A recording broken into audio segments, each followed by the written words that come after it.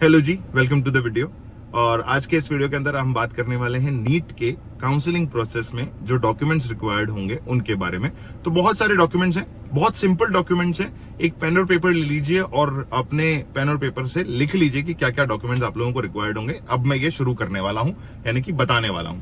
ठीक है, तो सबसे पहला आपको चाहिए होगा आपका नीट का एडमिट कार्ड, जो कि आपने पेपर देते टाइम यूज किया था। ठीक है, वो एडमिट कार्ड चाहिए होगा, यानी कि 2025 का। ठीक है, फिर बात कर लेते हैं, आपका स्कोर कार्ड चाहिए होगा, जो कि आपको मिलेगा आपके रिजल्ट आने के बाद। तो इसको आप रिजल्ट आने के बाद निकलवाएंगे। फिर आपको चाहिए होगा आपका seat allotment letter issued by MCC. ये कब मिलेगा? जब आप चॉइस फिलिंग और लॉकिंग पीरियड को क्रॉस कर चुके होंगे, तब 1-2 दिन में आपके पास आ जाएगा।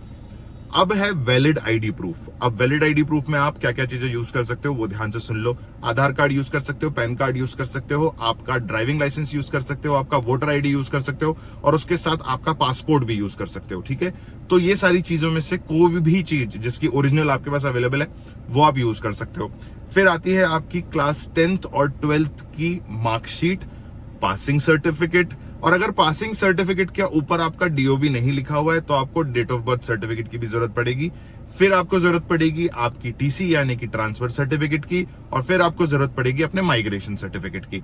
ये सारे डॉक्यूमेंट्स प्लीज संभाल करके अपने पास रख लीजिएगा।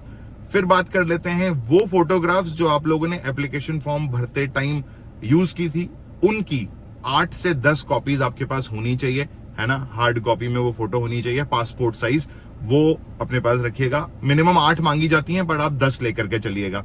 ठीक, सेम होनी चाहिए क्योंकि बहुत दिक्कतें आती है ना। फिर आपके पास होना चाहिए आपका कैटेगरी सर्टिफिकेट, अगर एप्लीकेबल है तो, यानी कि SC, ST, OBC और EWS। ठीक, फिर आपके पास होना चाहिए आपका डोमिसाइल सर्टिफिकेट। डोमिसाइल सर्टिफिकेट कहां काम आता है? जब आप स्टेट कोटा की सीट्स के लिए बैठते हैं तब आपको डोमिसाइल की जरूरत पड़ती है, लेकिन अपने पास रखिएगा। ठीक, अगर आपको जरूरत है या इफ एप्लीकेबल, गैप सर्टिफिकेट भी आपके पास होना चाहिए।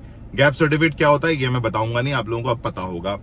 फिर बात कर लेते हैं last but not the least, आपका मेडिकल सर्टिफिकेट। ये भी इफ एप्लीकेबल है तो अपने पास रखिए, अदरवाइज इसकी कोई जरूरत नहीं है। ठीक है, तो ये डॉक्यूमेंट लिस्ट थी भाई, जो मैंने आप लोगों को ऑलरेडी बता दी है। इस डॉक्यूमेंट लिस्ट को अपने पास रखिए संभाल करके, क्योंकि ये आपकी काउंसलिंग में मदद करने वाली है। ठीक है ना।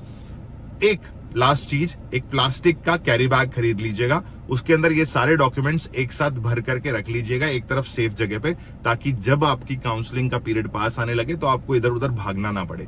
ठीक है, तो आई होप ये वीडियो आप लोगों को अच्छा लगा हो। 3 मिनट के अंदर अंदर मैंने आपको सारी जानकारी दे दी है। Thank you so much for watching the video.